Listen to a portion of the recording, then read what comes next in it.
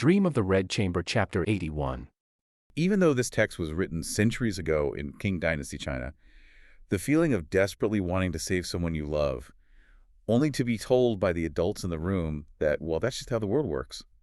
I mean, that hits incredibly close to home. It really does. It is this profound loss of innocence. You go from believing that good intentions can fix anything to realizing that structural systems often just crush those intentions without a second thought. Yeah, they really do. And the central conflict in this specific snapshot from the novel perfectly captures that tension. So on one side, we have our protagonist, a youth named Baoyu, and his defining trait is this profound empathy and his reverence for the young women in his life. Right, he's very sensitive. Extremely. And on the other side, we have his aunt, Lady Wang. And in this scene, she kind of becomes the reluctant mouthpiece for the rigid, fatalistic, patriarchal structures of their society. Okay, so let's get into the actual scene because it opens with a really heavy situation. Baoyu's cousin, Yingchun, is trapped. Yeah, she's in a terrible spot. She has been married off to this incredibly abusive man named Sun. And she has briefly returned to her family's massive estate. And the adult reactions here are just, they are incredibly telling. They really show you the different survival mechanisms people use. Right. So her stepmother, Lady Xing, plays the role of the totally indifferent bystander, just acting like absolutely nothing is wrong. Which is chilling in its own way. It is, but then her aunt, Lady Wang, is privately weeping in her room. Like she actually understands the tragedy of what's happening to Yingchun. She feels it, yeah. And that is when Baoyu walks in, sees those tears, and instantly does what, literally any idealistic kid would do. He tries to fix it with a rescue plan. A rescue plan that is born entirely out of love, but shielded by just intense naivety. Total naivety. He assumes that because his family has vast wealth, and because the family matriarch grandmother Jia has ultimate authority within their own household compound, they can just, opt out of the broader societal structure. Yeah, he literally says to Lady Wang, let's just tell grandmother Jia, and we'll bring Yingchun back to live in her old room. We'll eat together and play together like the old days. Like nothing ever changed. Exactly. And he says when her husband comes to get her, we'll just lock the door and refuse to let him take her. We'll just tell him it's grandmother's orders. It's so sweet, but so deeply misguided. Right. When I read this, I immediately thought of it as a kid trying to apply treehouse rules to the real world. You know what I mean? Treehouse rules, I love that. Yeah, like, no boys allowed, we pull up the rope ladder, you can't come in. He is literally trying to use the logic of a childhood clubhouse to defeat a complex, legally binding marriage system. And what's fascinating here is how clearly this highlights the absolute powerlessness of women in this era. Lady Wang shuts his treehouse logic down immediately. Immediately. She doesn't even entertain it. No, and she doesn't do it by citing specific laws, right? Mm-hmm. She uses cultural proverbs that carry the weight of absolute law. She tells him that a married daughter is spilled water. Man, that is such a visceral image. Spilled water. Like you physically cannot gather it back up into the cup. You can't. But let's clarify for everyone why that carries so much weight. Why is a married daughter considered spilled water in this specific context? Well, you have to understand that in Qing Dynasty China, marriage wasn't just a romantic union of two individuals. Right. It was a strict economic and legal transfer.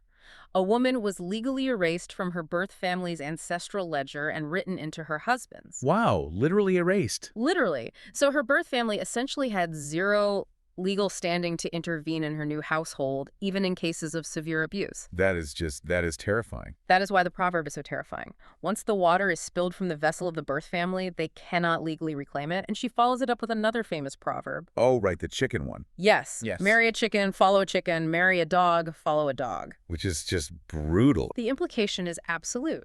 Yingchun must submit to her fate. Lady Wang tells Baoyu that maybe, if Yingchun has children, her husband will eventually calm down. But until then, it's completely out of their hands. But wait, I have to challenge this framing a little bit. Okay, go for it. Because Lady Wang sounds kind of like a monster here.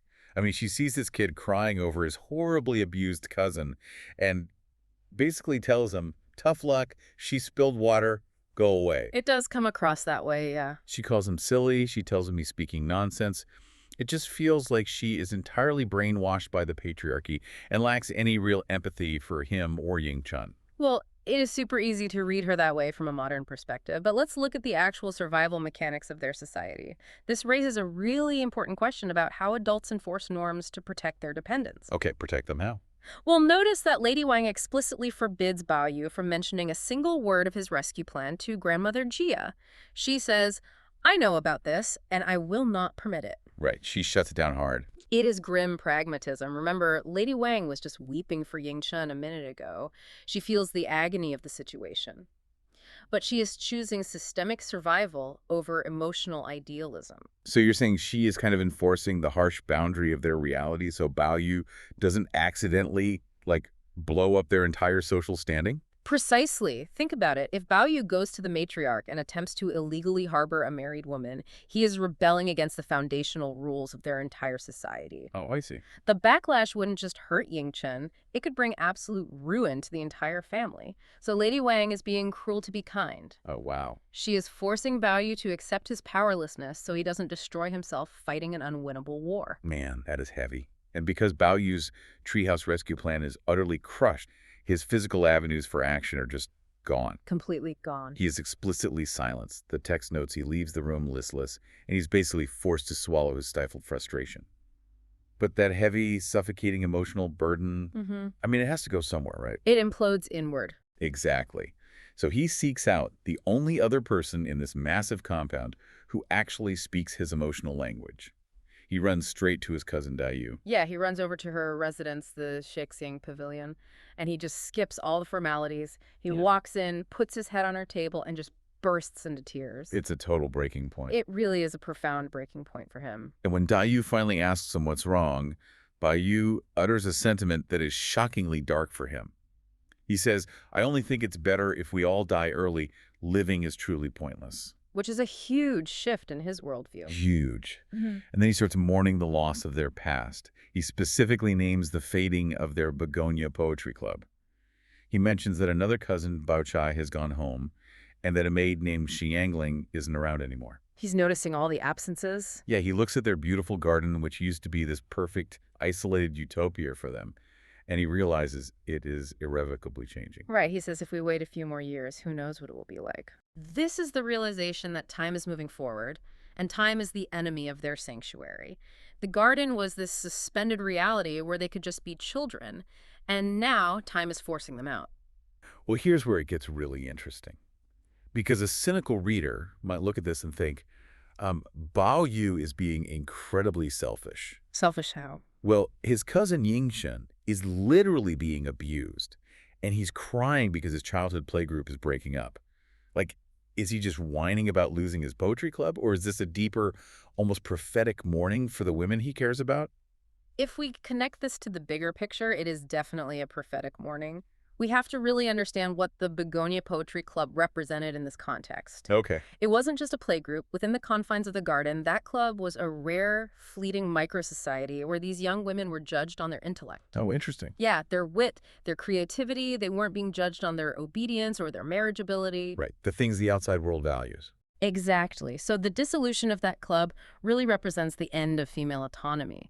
Bayou's grief is this profound recognition of impermanence. So he is realizing that adulthood for these women means leaving the garden and entering the exact same system of suffering that just swallowed Ying Chun. Yes.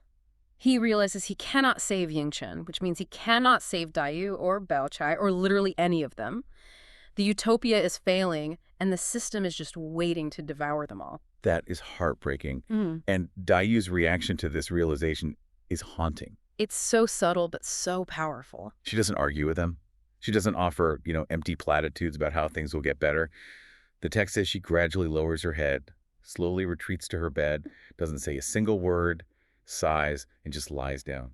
Yeah. That physical withdrawal, the gravity of his words just physically crushes her. She knows he's right. It is a shared, completely silent despair. They are entirely aligned in their powerlessness.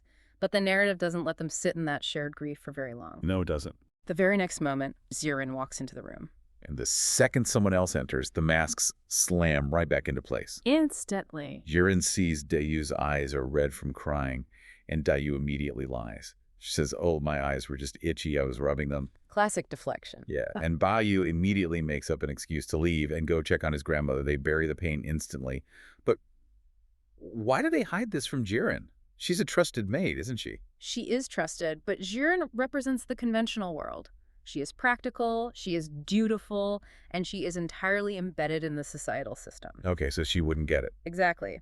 Baoyu and Dayu know that if they tried to explain this kind of existential, systemic grief to her, she literally wouldn't possess the framework to understand it. Right.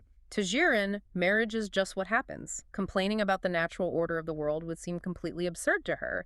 So they have to swallow their grief, just like Baoyu had to swallow his frustration with Lady Wang earlier. Which just isolates Baoyu even further.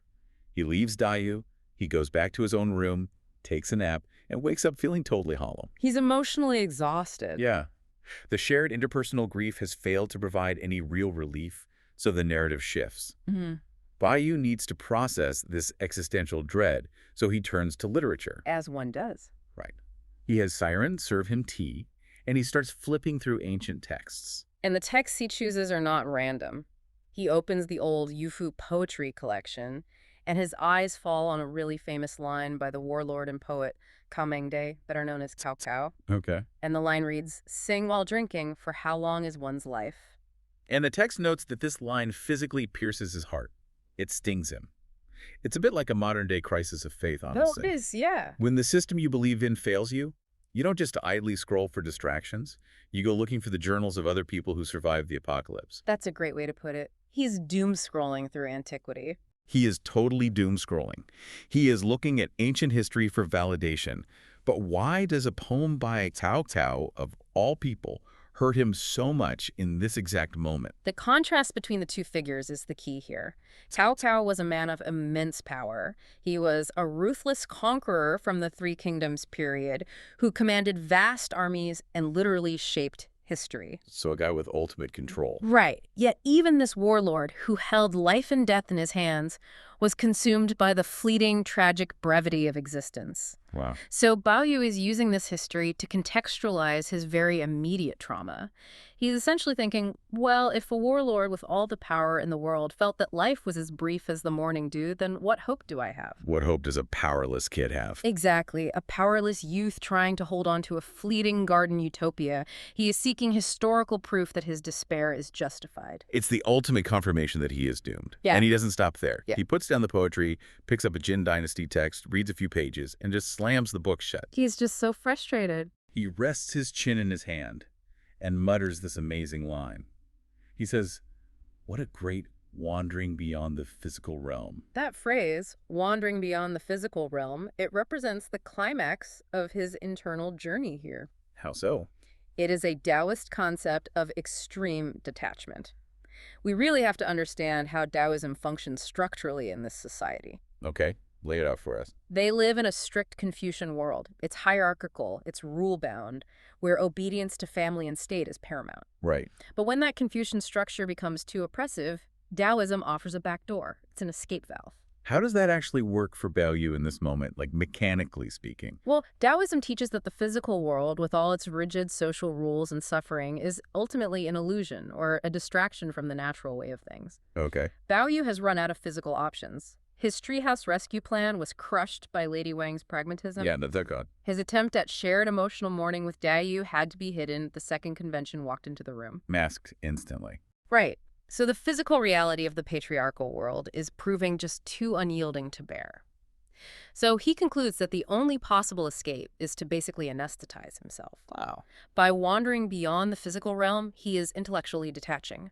If you cannot change the physical world, you must abandon it mentally to survive. It's a psychological defense mechanism.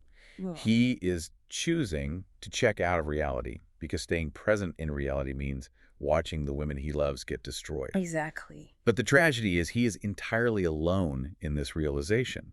Jiren, the conventional maid, is standing right there, and she is totally oblivious to this profound philosophical crisis unfolding right in front of her. She has no idea. She looks at him, puzzled by his brooding, and offers the most mundane advice imaginable.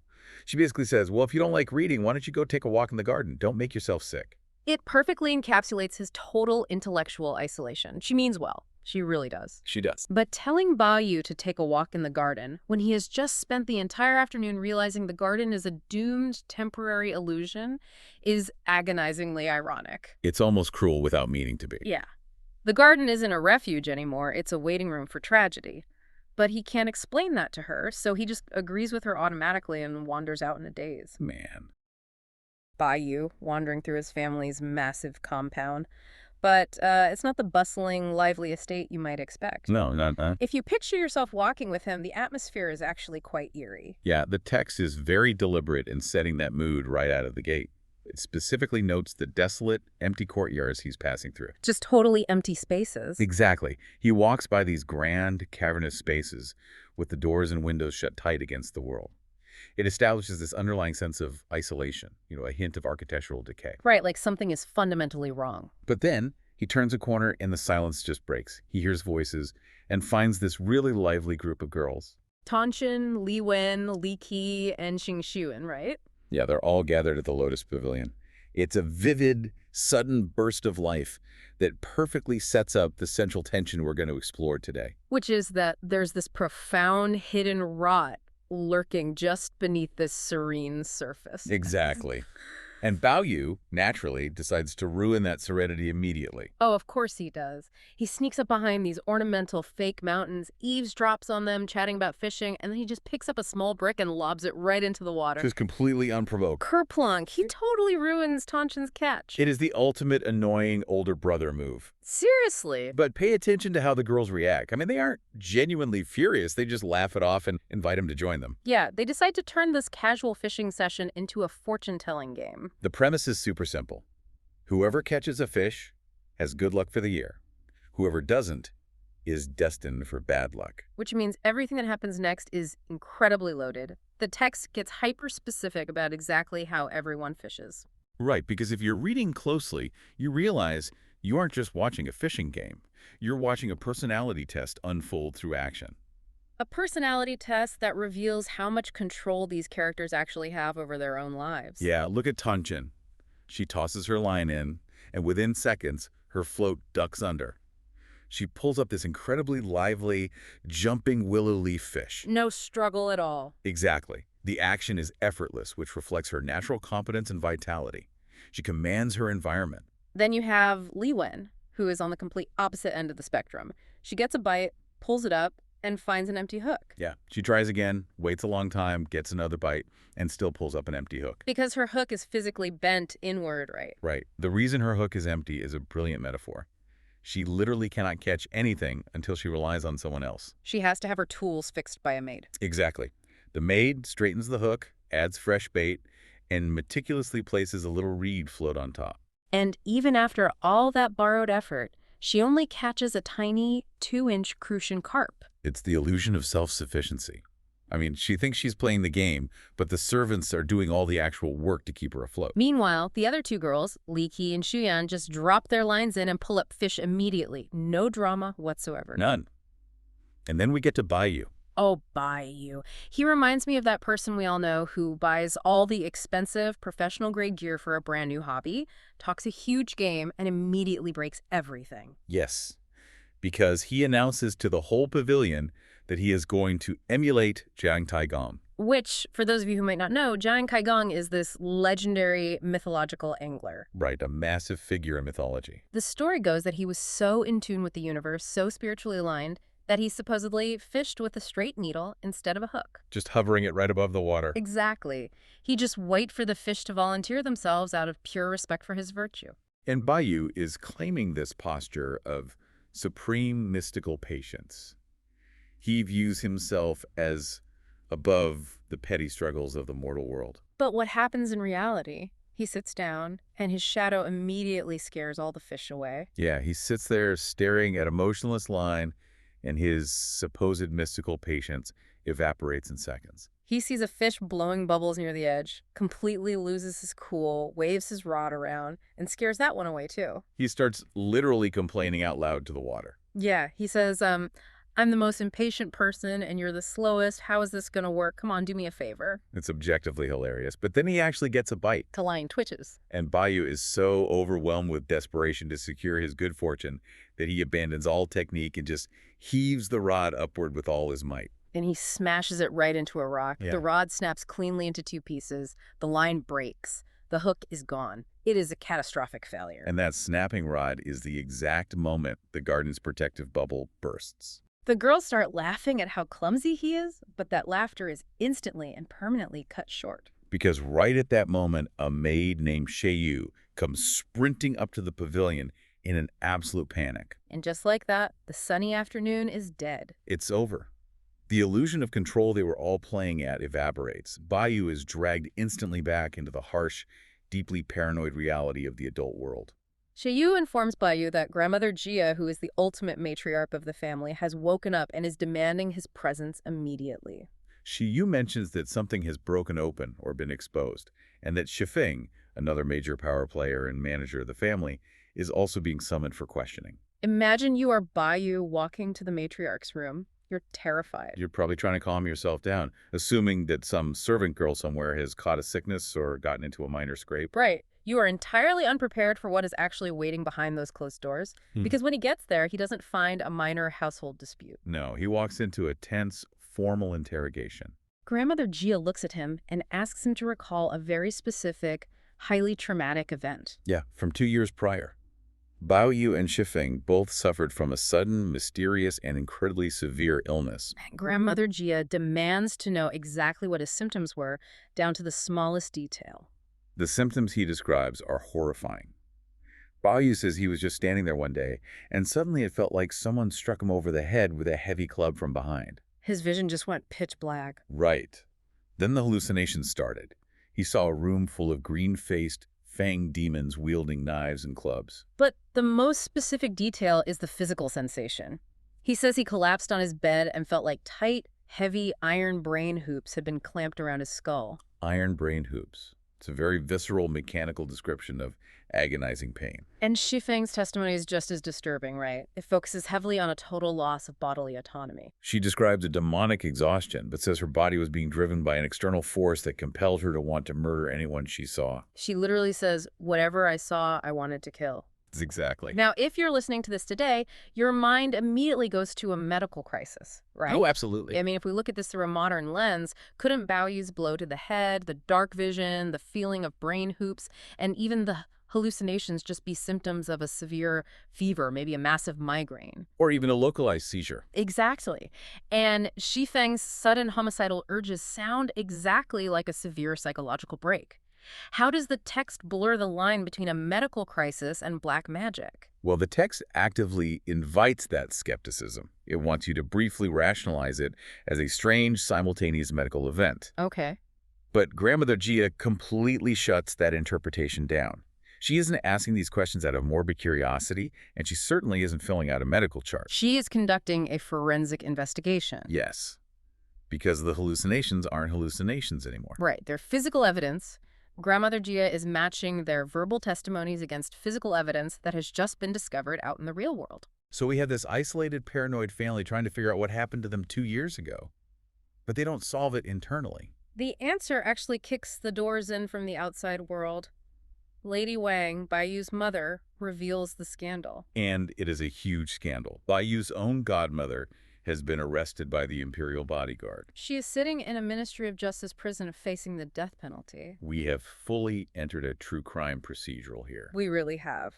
Lady Wang explains exactly how this godmother was caught, exposing this highly sophisticated, deeply cynical criminal enterprise operating right under the city's nose. The hustle is unbelievable. There's a man named Pan Sanbao who tries to extort a local pawn shop. He demands double the price for a property he already sold them. The pawn shop obviously refuses. So Pan Sanbao hires Baoyu's godmother. He hires her because she has access.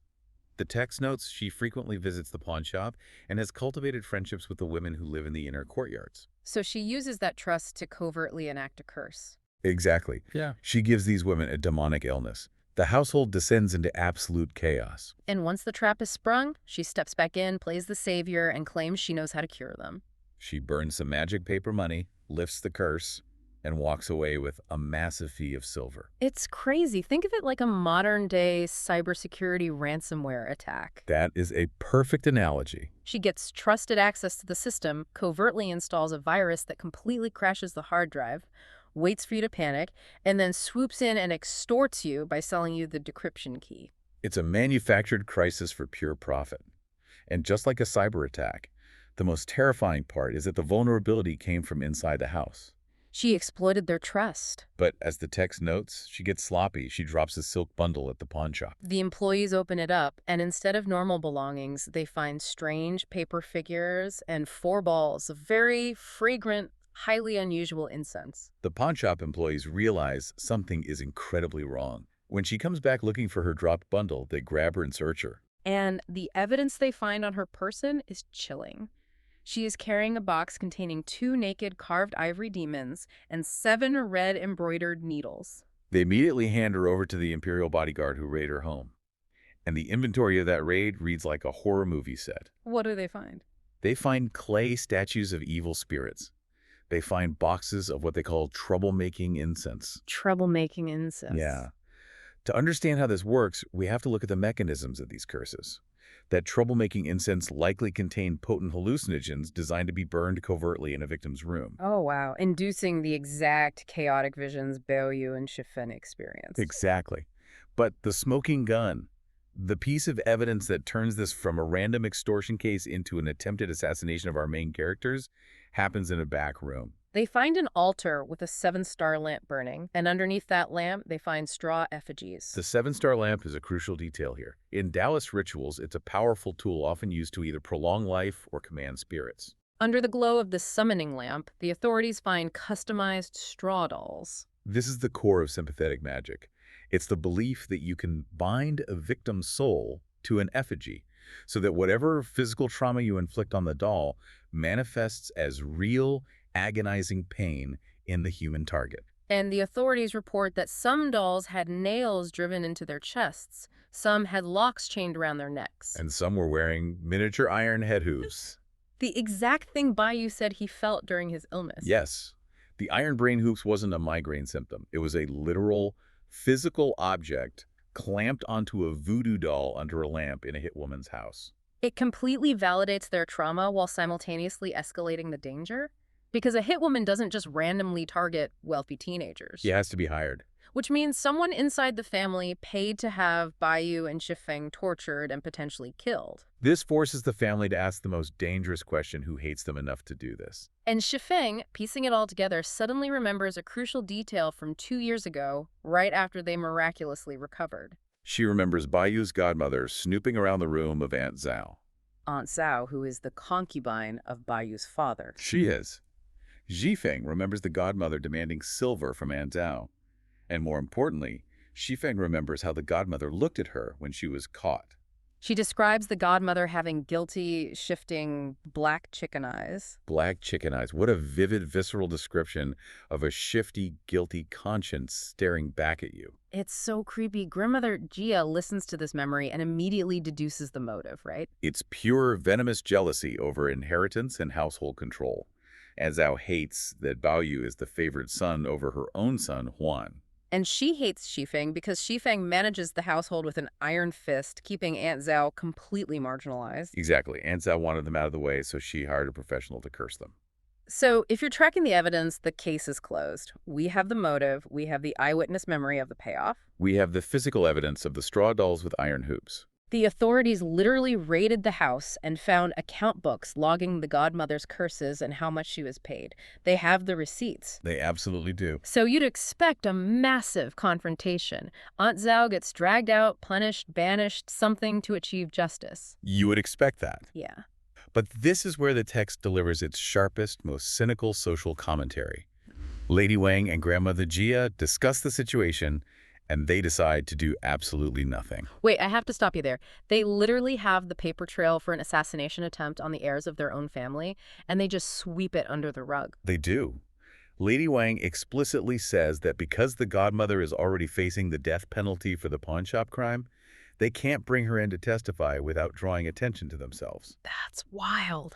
The deeper reason Lady Wang gives is that the matter is too big, and if it gets noisy, it won't look elegant outside. It won't look elegant. That sounds like they're just worried about bad PR at a dinner party. It sounds like that, but we really have to understand the historical reality of what a witchcraft scandal meant for an aristocratic family. Okay, what did it mean? In this era, practicing black magic, known as goo poison or sorcery, wasn't just a misdemeanor, it was a capital offense. Oh, wow. It was often viewed by the emperor as a form of treason against the imperial order, especially if it was happening inside a noble house connected to the court. So if the authorities found out that their family compound was a hotbed for assassination by witchcraft... The emperor could seize their assets, strip their titles, or even execute the entire bloodline to root out the corruption. So it isn't just about maintaining a facade of elegance, it's about literal survival. They cannot afford the scrutiny. Survival over justice, absolutely. Grandmother Jia agrees. She essentially says the gods saw what happened, the hit woman is going to be executed by the state anyway, and Anzal's karma will eventually catch up to her. It's better to let the state handle the messy business of execution and keep their own hands clean to protect the larger family structure. That is deeply unsettling. The scene shifts abruptly. So we start with what appears to be just a casual evening chat between a husband and wife, Lady Wang, and Jia Zhang. Just a quiet conversation in their private quarters. Right, but this chat is about to permanently decide a young man's destiny. Yeah. So the scene opens with Lady Wang sharing some highly distressing news about Yingchen. Oh yeah, this part is rough. It is. Yingchen has recently been married off to a man named Sun. Lady Wang reports that Yingchen is basically drowning in tears.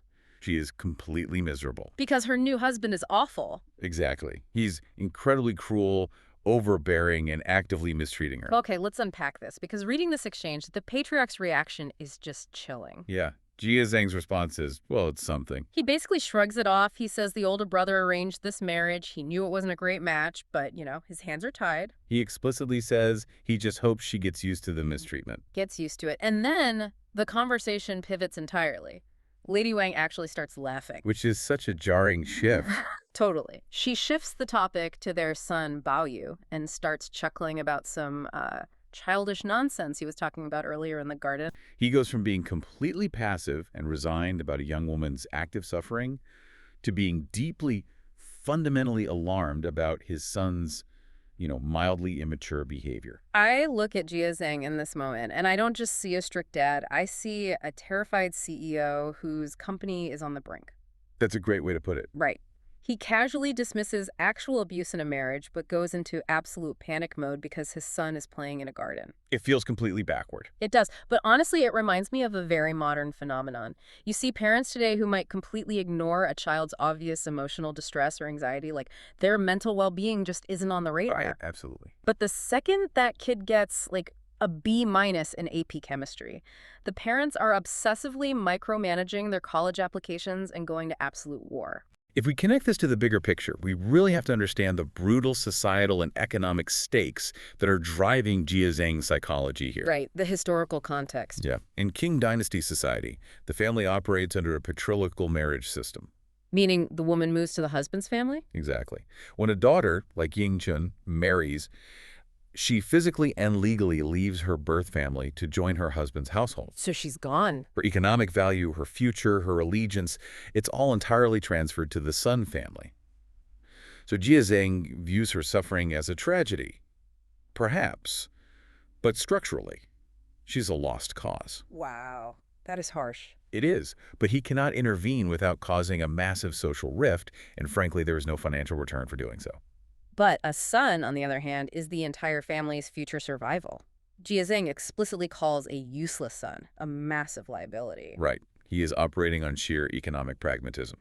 The Jia family estate requires a capable male heir to maintain their wealth, their social standing, their political connections. Low pressure, right? Right.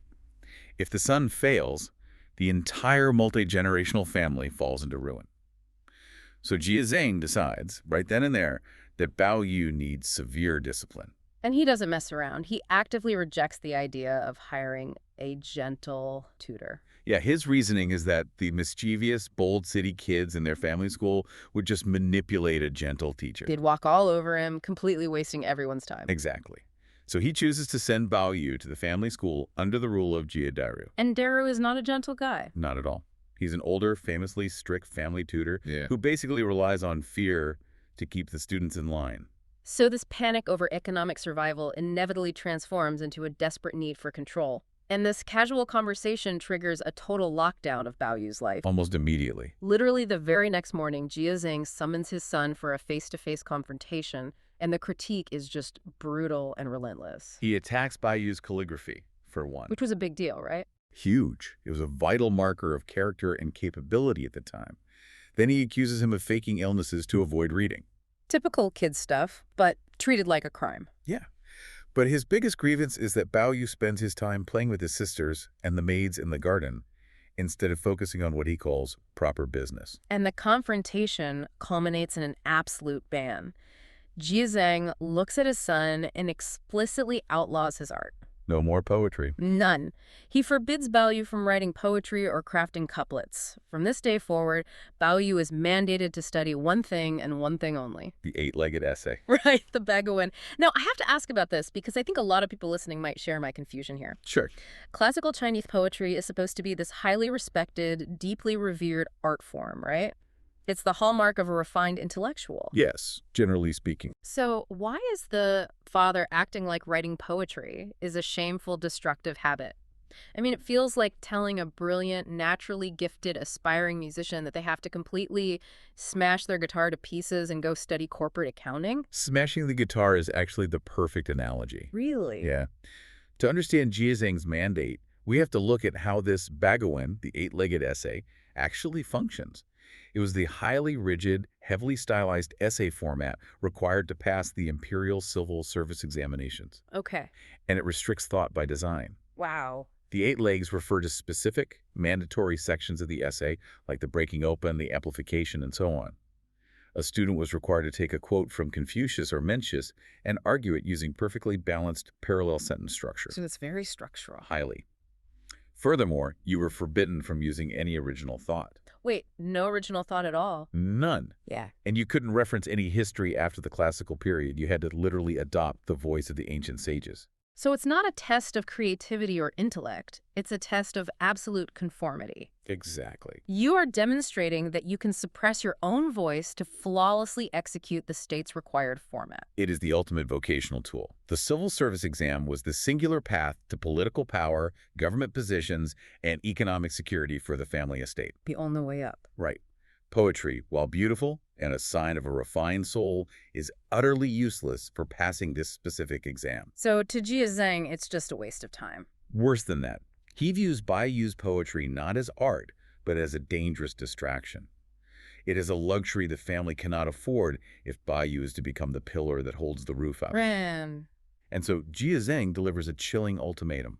Show progress in this specific rigid essay format in 1 year or be entirely disowned. Just brutal. He literally tells his own son, I won't want a son like you. And when that kind of total identity erasure is dropped on a young person, the shockwaves hit the entire ecosystem around them. Baoyu is left completely speechless.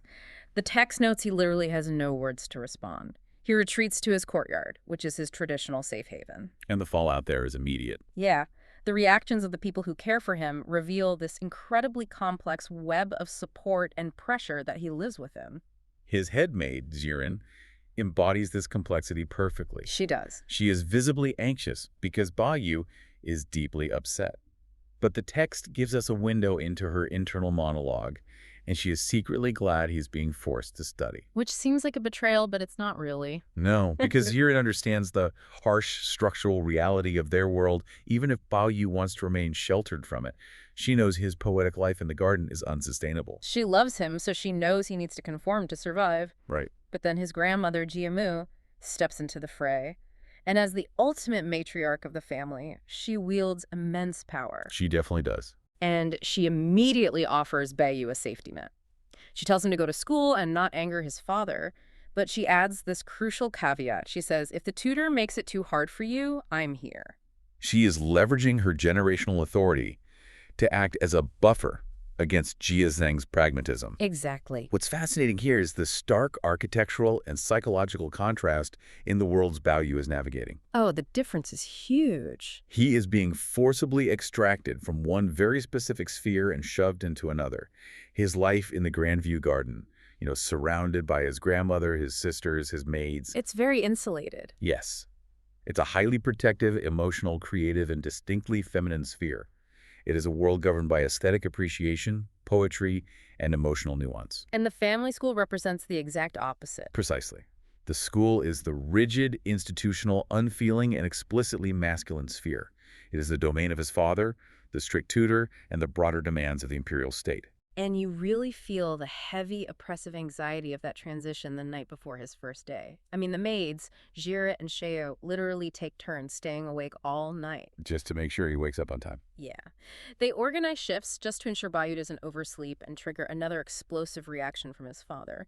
It grounds this massive historical epic in such a relatable human dread. Everyone's walking on eggshells. The entire household is holding its breath, anticipating the collision of these two worlds, and the handover the next morning cements this reality. Yeah, Jia Zheng personally escorts his son to the school. And formally hands him over to the tutor, Jia Dairu. And the conversation between the father and the teacher is just a masterclass in philosophical alignment. Jia Zheng actively begs the tutor to be unyielding. Don't go easy on him. Right. He dismisses Baoyu's artistic inclinations once again, but this time he uses an incredibly specific, highly poetic phrase to mock him. Oh, this part is so ironic. It is. He categorizes all of Baoyu's poetic interests as mere wind, clouds, moon, and dew. He uses the very language of poetry to destroy the value of poetry. Exactly. He is isolating everything he despises about his son's nature. Wind, clouds, moon, and dew are ethereal. They are fleeting. They're beautiful, but They are deeply emotional. And most importantly, to Jia Zheng, they are completely economically unproductive. right. They cannot be weaponized in an 8-legged essay to secure a government post. And the tutor, Dairu, validates this entirely. Of course he does. He agrees that such literary pursuits are fine, but only after one has secured wealth and a stable career. It is the 18th century equivalent of get a real job first, then you can play your guitar in the garage on the weekends. That's exactly what it is. And the transition from this philosophical handover to the cold, physical reality of the classroom is just incredibly jarring for Baoyu. Baoyu is seated at his new desk, and Daru immediately lays out the mechanical, grueling daily schedule. It sounds miserable. It really does. There is a morning review of classical texts, followed by hours of writing characters after meals, and finally, afternoon recitations and explanations of the material. Just constant rote learning. Yeah. The schedule is designed to break down individuality and enforce repetition. There is absolutely no room for wind, clouds, moon, or dew in this room. The atmosphere is just suffocating. Yeah. And Baoyu's sense of isolation is profound. He looks around the room and realizes the social fabric he once knew is completely gone. All his allies are missing. Yeah, his old acquaintances, like a boy named Jin Rong, are missing. The new students filling the desks appear, to Baoyu's eyes anyway, entirely vulgar. He feels totally out of place. But the heaviest blow is the absence of his closest confidant, Qin Zong. The text specifically notes his internal despair, emphasizing that he feels he has absolutely no one to share a knowing word with. The loss of Qin Zong signifies the complete severing of his emotional lifeline. He hasn't just lost his physical freedom to roam the garden, he has been stripped of his community. He's entirely alone. He is surrounded by people, yet entirely alienated. The physical space of that classroom acts as a proxy for the crushing weight of adulthood and societal conformity. It's finally caught up to him. Yes, locking him in place, demanding he become a cog in the family's economic machine. And then, while Baoyu is sitting there trying to process this miserable silence, the tutor drops a bombshell. This part is so cruel. Here's where it gets really interesting, because the psychological manipulation at play is brilliant and cruel. Daru looks at Baoyu and says, "Since it's your first day, you can go home early today." It sounds like a momentary reprieve, a sliver of mercy. Right.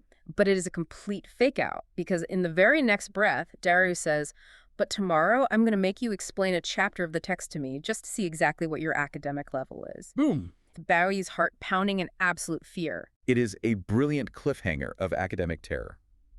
Daru gives him the illusion of freedom for the afternoon. only to ensure that Baoyu will spend every single second of that freedom agonizing over the impending test.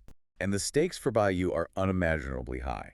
He knows that his father's ultimatum, that one-year deadline to master the Brakuen or be permanently disowned, hinges entirely on what this terrifying tutor reports back. So it's not just a bad grade on the line. No. His pounding heart is not simply a reaction to a pop quiz. He is having a visceral reaction to a threat against his very survival, his identity, and his permanent place within his own family.